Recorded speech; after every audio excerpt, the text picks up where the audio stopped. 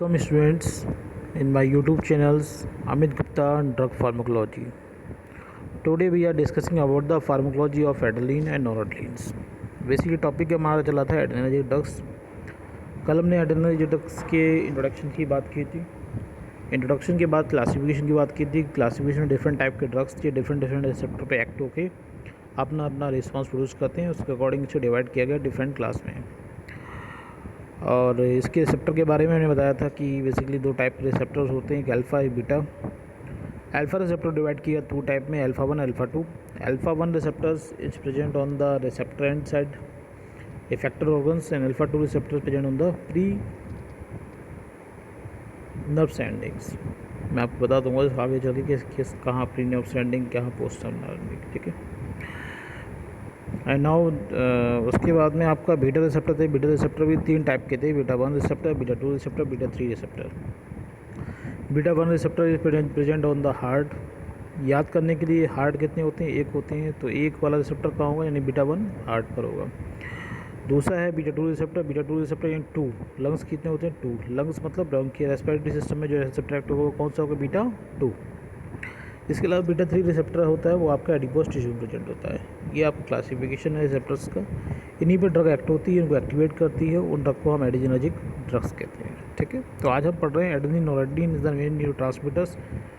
बहुत different receptor act करते हैं, अपना एक्शन प्रोड्यूस करते हैं। और इसी तरह इन्हीं को देख के adrenaline noradrenaline is the prototype drug कह सकते हैं। इन्हीं को देख के ही और ड्रग डेवलप की गई है जो रिसेप्टर पर एक्ट करेंगे, अपना एक्शन देंगी। तो हम इसको देखेंगे तो लगभग फार्मोलॉजी ऑफ ऑल ड्रग्स की हमें क्लियर हो सकती है। तो आज स्टार्ट करते हैं noradrenaline and adrenalines. Adrenaline noradrenaline is also called catecholamines. ये मैं बता चुका हूँ, कैटाकोलामाइन्स कहलाते हैं ये। दे एक्ट डायरेक्टली ऐसे एगोनिस्ट। एगोनिस्ट मैंने बताया था कि जो रिसेप्टर को एक्टिवेट करते हैं, that are the agents agonist. Alpha receptor, beta receptor और बोथ दोनों एक्टिवेट कर सकते हैं। मोड ऑफ एक्शन की बात करें तो एड्रेनलिन नोरेड्रेनालिन दोनों ही क्या करते हैं, अल्फा रिसेप्टर पे अल्फा और बीटा रिसेप्टर पे एक्ट होते हैं और उसे एक्टिवेट कर देते हैं। एक्टिवेट करने पे क्या होगा, अल्फा रिसेप्टर्स डिफरेंट टाइप के इफेक्ट प्रोड्यूस करेंगे। लेकिन एड्रेनलिन की बात करें तो एड्रेनलिन ओनली एक्टिवेट करता है अल्फा 1 अल्फा 2 बीटा 1 बीटा 2, लेकिन बीटा 3 रिसेप्टर को एक्टिवेट नहीं करता है। इसी तरह नोरेड्रेनालिन की बात करें, नोरेड्रेनालिन आपके alpha 1 alpha 2 beta 1 and beta 3 beta 2 receptor को एक्ट नहीं करता है, यानी कि रेस्पिरेटरी सिस्टम्स पे इसका कोई इफेक्ट नहीं आएगा, किसका, नोरेड्रेनालिन का। और एड्रेनलिन का कोई भी इफेक्ट एडिपोज टिश्यू पे नहीं आया, क्योंकि एडिपोज टिश्यू में रिसेप्टर कौन सा प्रेजेंट है, बीटा 3। और बीटा 2 कहाँ है, रेस्पिरेटरी ट्रैक में। तो रेस्पिरेटरी ट्रैक में कोई रिस्पॉन्स नहीं मिलेगा, किसका, एड्रेनलिन का। Now discuss the pharmacological action of the adrenaline noradrenaline both. Adrenaline और noradrenaline increase the heart rate by the increasing of depolarisation of AC nodes. AC node, AB node और bundle of which के बारे में आपने anatomy physiology में पढ़ा होगा। तो एड्रेनलिन नोरेड्रेनालिन बेसिक करते हैं हार्ट रेट को इंक्रीज़ कर देते हैं। कैसे करेंगे, क्योंकि एसी नोड को स्टिमुलेट करते हैं। एसी नोड में डिपोलराइजेशन करेंगे, डिपोलराइजेशन एसी नोड स्टिमुलेट हो जाएगा। और आपको पता है एसी नोड से ही इम्पल्स जनरेट होते हैं, जिसके थ्रू हार्ट कॉन्ट्रैक्ट रिलैक्स होता है, जिसकी वजह से हार्ट रेट बढ़ जाती है। They also activate the AB node and Purkinje fibre. Purkinje fibres और एबी नोड्स होते हैं, उनको भी एक्टिवेट कर देते हैं। और उनको एक्टिवेट करने के बाद वो कहाँ प्रेजेंट है, आपके वेंट्रिकल पार्ट्स में है। वेंट्रिकल में काम क्या होता है, पंपिंग करना। ये पंपिंग करने की वजह से क्या होता है, जिसकी वजह से this result increase the conductivity of heart and cardiac output, इसकी वजह से बढ़ जाता है। नेक्स्ट बात करूँ तो नेक्स्ट पॉइंट क्या है, activation of alpha receptor produce vasoconstriction. जब अल्फा रिसेप्टर एक्टिवेट होता है अल्फा 1, तो वो क्या करते हैं, बेसिकली ब्लड वेसल्स को कॉन्ट्रैक्ट करते हैं। और लेकिन बीटा रिसेप्टर की बात करते हैं, बीटा 1 रिसेप्टर की बात करते हैं, बीटा 1 रिसेप्टर की एक्टिवेशन की वजह से क्या होता है, वेसोडाइलेशंस होती हैं, ठीक है। और इसके अलावा दिस जो कह सकते हैं कि अल्फा रिसेप्टर जो होते हैं हाई ब्लड प्रेशर को बढ़ाते हैं, बीटा रिसेप्टर क्या करते हैं, ब्लड प्रेशर को कम करते हैं, ठीक है। अब adrenaline produce bronchodilation but not adrenaline produce noradrenaline produce not adrenaline not produce bronchodilation. क्यों करते हैं, बता ही चुका हूँ कि एड्रेनलिन को एक्टिवेट करेगा बीटा 2 रिसेप्टर के लिए, लेकिन नोरेड्रेनालिन बीटा 2 रिसेप्टर को एक्टिवेट नहीं करेगा। इसकी वजह से एड्रेनलिन ब्रोंकोडाइलेशन करते हैं और नोरेड्रेनालिन ब्रोंकोडाइलेशन नहीं करते हैं। They produce a mydriasis occurs due to the contraction of radial muscles of iris. ये माइड्रोसिस प्रोड्यूस करते हैं। माइड्रोसिस करेंगे यानी कि पीपल साइज को बढ़ा देते हैं। क्यों, क्योंकि आपकी रेडियल मसल्स जो होती है, दो टाइप की मसल्स होती हैं आपकी आइरिस में, एक सर्कुलर मसल्स, दूसरी रेडियल मसल्स। सर्कुलर मसल्स पे आपके पैरासिम्पैथेटिक इनर्वेशन जाती है, जबकि रेडियल मसल्स पे आपकी एड्रेनर्जिक या सिम्पैथेटिक इनर्वेशन जाती है। तो मैंने प्रीवियस जो आपका एंटीकोलिनर्जिक जो आपको स्लाइड आपको वीडियो मिल जाएगा, उस पर आप देखेंगे तो उसमें आपको क्लियर होगा कि सर्कुलर मसल्स कौन सी हैं और रेडियल मसल्स कौन सी है। तो बेसिकली रेडियल मसल्स पे कॉन्ट्रैक्ट करते हैं, जिसकी वजह से मेटालिसिस जैसी कंडीशन बनती है, यानी कि पीपल्स साइज बढ़ जाता है। They can both contract and relax the uterus respectively through the alpha and beta receptor. Alpha receptor activate होगा तो यूट्रस में कॉन्ट्रैक्शन जनरेट होता है, और बीटा रिसेप्टर जब एक्टिवेट होता है तो यूट्रस में रिलैक्सेशन होता है। अलग अलग रिसेप्टर के अलग अलग एक्शन से, ठीक है। अगर हम अल्फा एगोनिस्ट को ऐसी ड्रग देते हैं तो वो क्या करेंगी, यूट्रस को कॉन्ट्रैक्ट करेंगी, और जो बीटा एगोनिस्ट ड्रग होंगी ओनली वो क्या करेंगी, यूट्रस को रिलैक्स करेंगी, ठीक। इसके अलावा क्या है, दे कॉज ग्लाइकोजिनोलाइसिस। ग्लाइकोजिनोलाइसिस का मतलब क्या है, ग्लाइकोजन ग्लूकोज में ब्रेक डाउन होना। ये ग्लाइकोजन को ग्लूकोज में कन्वर्ट करते हैं, जिससे ग्लाइकोजन ग्लूकोज में कन्वर्ट हुआ, ग्लूकोज का अमाउंट आपके ब्लड में बढ़ जाता है, जिसकी वजह से हाइपरग्लाइसीमिया जैसी कंडीशन बन जाती है। हाइपरलैक्टेसीमिया भी करते हैं, लैक्टिक एसिड के सिक्रेशन को बढ़ा देते हैं, जिससे लैक्टिक एसिड का ब्लड में अकाउंट बढ़ जाता है। इसके अलावा बीटा 2 रिसेप्टर होता है, बीटा 2 रिसेप्टर के एक्टिवेशन होने के कारण क्या लिपोलाइसिस होती है, लेकिन लिपिड का ब्रेकडाउन होगा, और लिपिड का ब्रेकडाउन होगा तो plasma free fatty acid level बढ़ जाते हैं। और कैरियोजेनेसिस का मतलब क्या है कि जब फैटी एसिड में लिपिड जब फैटी एसिड में ब्रेकडाउन होता है तो काफ़ी कैलोरी जनरेट होती है, वो कैलोरी ऐसे एनर्जी यूटिलाइजेशन के काम आती है। They reduce the direct action on they are due to direct action of liver muscles adipose tissue, direct action produce करते हैं, जिसकी वजह से हमारी जो हाइपरग्लाइसीमिया, हाइपरएक्टिमिया है, लिपोलाइसिस जैसे इफेक्ट हमको मिलते हैं। अब बात करते हैं एडीएमई की। मैं यहाँ पे एडीएमई ओनली एड्रेनलिन और एड्रेनलिन की बात कर रहा हूँ, क्योंकि एड्रेनलिन और adrenaline are absorb from the intestine but rapidly metabolize by 2 enzyme जैसे ही मेटाबलाइज हो जाते हैं। पहला क्या है, MAO यानी मोनो अमीनो ऑक्सीडेज एंजाइम्स, और दूसरा क्या है, कैटाकोल ऑर्थोमेथाइल ट्रांसफरेज COMT।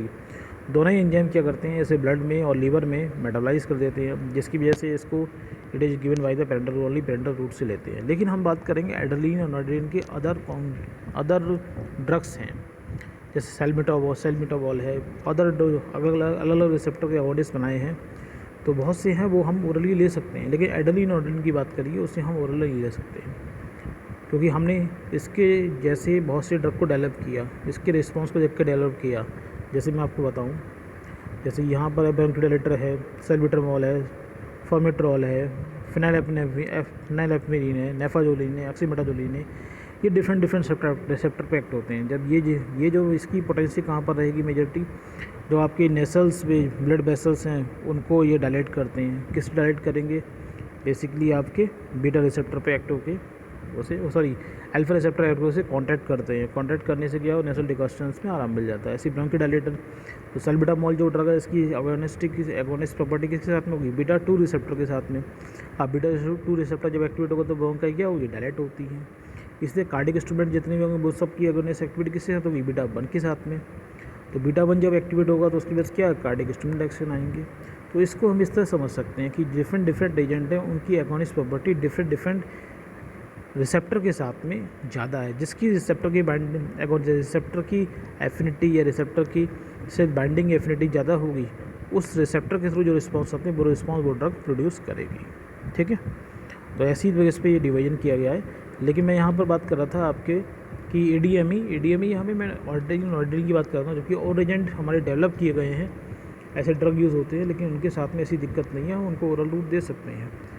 क्योंकि हम यहाँ पर बेसिक फार्मूला की बात कर रहे हैं कि अगर ये एड्रेनलिन नॉर्डेनलिन जो एक्शन देंगे वो ड्रग एक्शन देगी, और हर ड्रग को पढ़ने से बेटर है कि प्रोटोटाइप को ड्रग को पढ़ने से हमें उनके एक्शन के बारे में पता लग जाता है। ठीक है, अब मैं बात करूँ एडवर्स इफेक्ट की, तो एडवर्स इफेक्ट मेनली क्या है, हाइपरटेंशन। आपको मैंने बताया था ब्लड प्रेशर बढ़ जाता है। क्यों, क्योंकि जो आपका कार्डियक आउटपुट बढ़ेगा, साथ में आपकी आर्टरी में कॉन्ट्रैक्शन होगा, तो हाइपरटेंशन होने के चांसेस रहते हैं।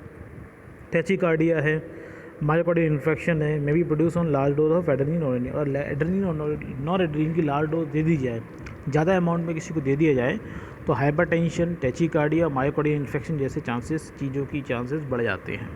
क्योंकि ये इन सबको प्रमोट करते हैं, प्रमोट करेंगे, ज़्यादा अमाउंट में होंगे तो ये इंड्यूस भी करेंगे। कंट्राइंडिकेशन की बात करते हैं, ये अवॉइड करते हैं, it is avoid to the hypertensive. किसी को हाइपरटेंशन की प्रॉब्लम है तो उसको हम ना दें। हाइपरथायराइड की किसी को प्रॉब्लम है उसको भी अवॉइड है, और एंजाइना पेशेंट है उसको भी ये नहीं देते हैं। तीनों कंडीशन में के पेशेंट हैं उसको हम अवॉइड करते हैं, उनको ये नहीं देते हैं। It should go not given during the anaesthesia, ना ही एड्रेनलिन को हम नॉर्ड्रिन को एनेस्थीसिया का टाइम नहीं देते हैं, क्योंकि अगर हम एनेस्थीसिया या हेलोथिन के साथ में दे देते हैं तो उससे कार्डिक एरिथमिया जैसी सिम्टम्स या एरिथमिया होने के चांसेस बढ़ जाते हैं। कार्डिक एरिथमिया क्या होता है? Abnormality in the heart beat बहुत ज़्यादा बढ़ जाए, फिर कम हो जाए, फिर बढ़ जाए, फिर कम हो जाए, ये एबनॉर्मलिटी हो जाती है, जिससे कंडीशन बोलते हैं कार्डिक एरिथमिया। तो कहने का मतलब है कंट्राइंडिकेशन, किसी कंडीशन में एड्रेनलिन नॉर्ड्रिन नहीं देना है, हाइपरटेंसिव स्टेज में नहीं देंगे, हाइपरथायराइडिज्म में नहीं देंगे, ना ही एंजाइना पेशेंट को देते हैं। ठीक है, यूज़ की बात करें, डिफरेंट टाइप के यूज़ है। In the treatment of hypertension, blood pressure कम है उसमें हम यूज़ कर सकते हैं। It is also use as a nasal decongestants, मैंने बताया था। नेसल डिकस्टेंट हमारी जो ब्लड वेसल्स होती है नोज़ के अंदर की, वो आपकी क्या होती है? डायलेट हो जाती है, और नेसल डिकस्टेंट जो होते हैं उनको कॉन्ट्रैक्ट करके उनके बीच में जो स्पेस होता है उसको बढ़ा देते हैं, जैसा कि हमें आसानी से एयरेशन कंजेशन से रिलीफ मिल जाती है। In the treatment of congestive heart failure भी कंजेस्टिव हार्ट फेलियर में यूज़ करेंगे, क्योंकि हार्ट के कार्डियक आउटपुट को बढ़ा देते हैं। और CHF में होता क्या है? कार्डियक आउटपुट कम हो जाता है, या कार्डियक आउटपुट को बढ़ाने का काम करते हैं, इसलिए CHF में यूज़ करते हैं। In the treatment of cardiac arrest, जब हार्ट की बीट कम हो जाए, हार्ट रेट कम हो जाए, तो उस ड्यूरेशन में यूज़ करते हैं, क्योंकि ये हार्ट रेट को बढ़ाते हैं। और यहाँ पर कार्डियक अरेस्ट में क्या होता है? हार्ट रेट कम हो जाती है। In the treatment of bronchial asthma में क्या होती है? ब्रोंकाई कॉन्ट्रैक्ट हो जाती है, और जब इसको देंगे तो ये क्या होता है? ब्रोंकाई को डायलेट करते हैं, तो इसलिए हम ब्रोंकियल अस्थमा में भी इनका यूज़ करते हैं, जैसे एल्बिटामोल है, आइसोप्रीन है, इन सभी का हम यूज़ करते हैं ड्यूरिंग द ब्रोंकियल अस्थमा, जिससे वो ब्रोंकाई को डायलेट करते हैं, जिससे ईयर का पासेज आसानी से हो जाता है और पेशेंट को रिलीफ मिल जाता है अस्थमा के पेशेंट के लिए। Use in allergic disorder to antagonise the action of histamine के एक्शन। अब एलर्जी जब होती है, एलर्जी का मतलब क्या है? एलर्जी का मतलब होता है कि अगर हमें एलर्जी महसूस होगी तो सबसे पहले 3 सिम्टम्स आते हैं एलर्जी के। फर्स्ट इज़ द रेडनेस, जहाँ भी एलर्जी होगी वहाँ रेडनेस होगी। सेकेंड इज़ द स्वेलिंग, वहाँ पर क्या होगी? स्वेलिंग, सूजन हो जाएगी। Third is the itching. तो ये 3 सिम्टम है एलर्जी के। एलर्जी कहीं भी हो रही तो इसका मतलब अगर आपको उस पार्ट पे स्वेलिंग भी हो रही है, इचिंग भी हो रही है और साथ में रेडनेस भी है, तो ये इसका सिम्टम्स है कि वो आपको एलर्जी हुई है। तो एलर्जी कंडीशन जो मेनली रिस्पॉन्सिबल होती है वो हिस्टामिन से होती है, और ये सभी ड्रग क्या करती हैं? हिस्टामिन को एंटागोनाइज करती है, हिस्टामिन के एक्शन को कम करती है, इसलिए इनको क्या करते हैं? एलर्जी कंडीशन में भी यूज़ करते हैं। In the treatment of hyperkinetic children, hyperkinetic children का मतलब है कि वो बच्चे जिनका एक जगह माइंड कंसंट्रेट नहीं होता है, आज यहाँ पढ़ने में एकदम कंसंट्रेट नहीं हो रहा है, बहुत सी चीज़ों में कंसंट्रेट नहीं हो रहा है, आपने बैठा ला फिर उधर भाग गए इधर भाग गए, तो उनका कंसंट्रेट मतलब माइंड कंसंट्रेट नहीं हो रहा है, और उस कंडीशन को बोलते हैं हाइपरकाइनेटिक चिल्ड्रन। अब उसको कंसंट्रेट करने के लिए हम इसके डेरिवेटिव देते हैं, जैसे एम्फेटामिन मोस्टली यूज़ किया जाता है ऐसे हाइपरकाइनेटिक चिल्ड्रन में। अगर एम्फेटामिन को हम चिल्ड्रन को दे रहे हैं जिसको जो हाइपरकाइनेटिक स्टेज में है, तो उसकी कंसंट्रेशन पावर बढ़ेगी, उसको आपने जो काम दिया वो लॉन्ग टाइम तक वो काम अच्छे से कर सकता है। ठीक है, होता क्या है? हाइपरकाइनेटिक का मतलब क्या है कि अगर आपने दिया कि बेटा ये काम करना है किसी बच्चे के लिए, लेकिन वो ये काम ना करके कोई दूसरा काम करने लगेगा, फिर तीसरा काम करने लगेगा, उसका माइंड हमेशा भटकता रहता है, मतलब बहुत चंचल माइंड, जिसे हम चंचल कह सकते हैं। तो उस कंडीशन में हम उनका यूज़ करते हैं, हाइपरकाइनेटिक चिल्ड्रन उनको कहते हैं, तो उसमें हम एम्फेटामिन जैसे डेरिवेटिव को यूज़ करते हैं, जिससे क्या होता है कि उनका ब्रेन जो होता है वो आपका एक जगह कंसंट्रेट हो जाता है।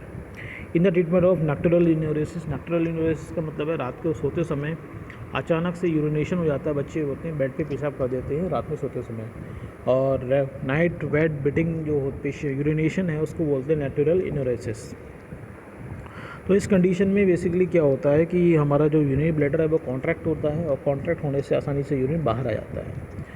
अब ये सब जितने भी हमारी एड्रेनर्जिक ड्रग है वो क्या करते हैं? यूरिनरी ब्लैडर को रिलैक्स करते हैं। जब यूरिनरी ब्लैडर रिलैक्स होगा तो रिलैक्सेशन की वजह से क्या होगा? वहाँ से यूरिन आसानी से बाहर नहीं निकल पाएगा, तो ये हेल्पफुल होता है ड्यूरिंग द ट्रीटमेंट ऑफ नक्टुरल इन्यूरेसिस। नक्टुरल इन्यूरेसिस मतलब बेड बिटिंग पेशेंट या जो बच्चे हैं जो रात में सोते समय पेशाब कर देते हैं बेड पर, जो है नक्टुरल इन्यूरेसिस। इट यूज़ ऐसे यूट्रस रिलैक्सेशन जैसा भी यूज़ कर सकते हैं।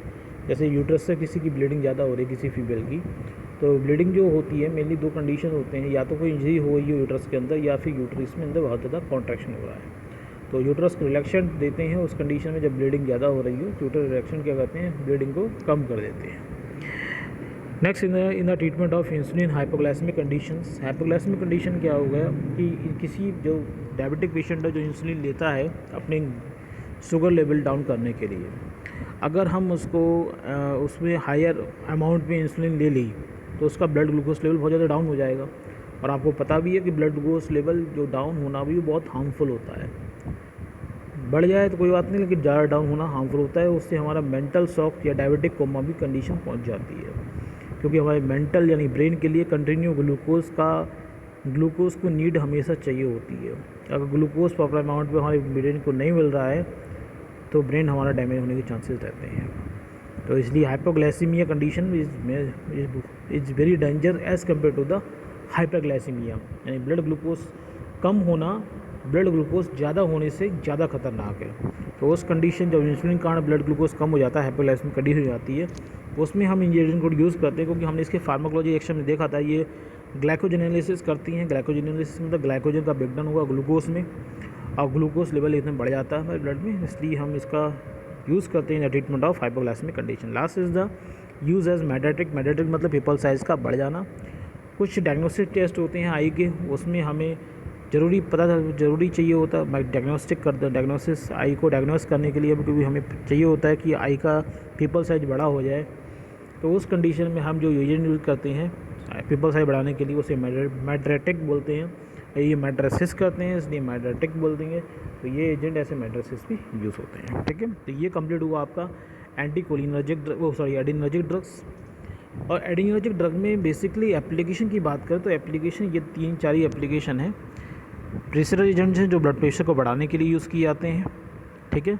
यानी इनका एक्शन किस पे होगा, ब्लड वेसल्स पे होगा, और ब्लड वेसल्स पे अल्फा रिसेप्टर मेजर्ड होगा, जैसे अल्फा रिसेप्टर कॉन्ट्रैक्ट करते हैं। कार्डियक स्टिमुलेंट होते हैं बीटा 1 रिसेप्टर पे एक्टिवेट करेंगे, ठीक है। ब्रोंकोडायलेटर होंगे, उनका एक्शन किस पे होगा, बीटा 2 रिसेप्टर पे होगा। नेसल डिकस्टेंट उनका एक्शन किस में होगा, अल्फा 1 पे होगा, अल्फा 1 को कॉन्ट्रैक्ट करेंगे, ठीक है। सीएनएस स्टिमुलेंट होंगे जितने एम्टामीन है, मैंने बताया था भी वो जो आपका हाइपरकिनेटिक चिल्ड्रन यूज़ करते हैं एम्टामीन, तो जितने भी सीएनएस के इफेक्ट आने वाले ये हैं वो सब एम्टामीन हाइपरकिनेटिक चिल्ड्रन में यूज़ कर रहे हैं। तो वो क्या है, सीएनएस में आपके एड्रेनर्जिक सीएनएस एक्टिविटी करते हैं को बढ़ा देते हैं। तो बीटा रिसेप्टर जो प्रेजेंट होते हैं सेंट्रल नर्वस सिस्टम उसको स्टिमुलेट करते हैं।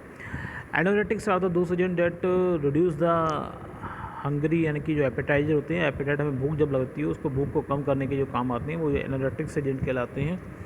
तो जो लोग मोटे जिनका हायर वेट होता है, तो वेट को बहुत ज़्यादा वेट है उनका वेट को रिड्यूस करने के लिए डॉक्टर ये लिखता है, तो उससे भूख का उन्हें एहसास नहीं होता है, जिसकी वजह से उनका वेट क्या होता है, कम होने लगता है, ठीक है। लेकिन इनके बहुत सारे साइड इफ़ेक्ट भी हैं।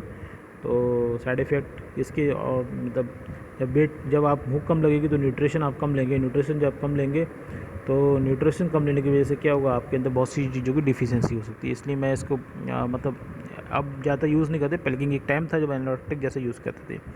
और लास्ट से यूट्रस रिलैक्सेशन और वेसोडाइलेटर, जो वेसल्स को ब्लड वेसल्स को डायलेट करते हैं, यूट्रस को रिलैक्स करते हैं, वो सभी एजेंट हो गए, ठीक है।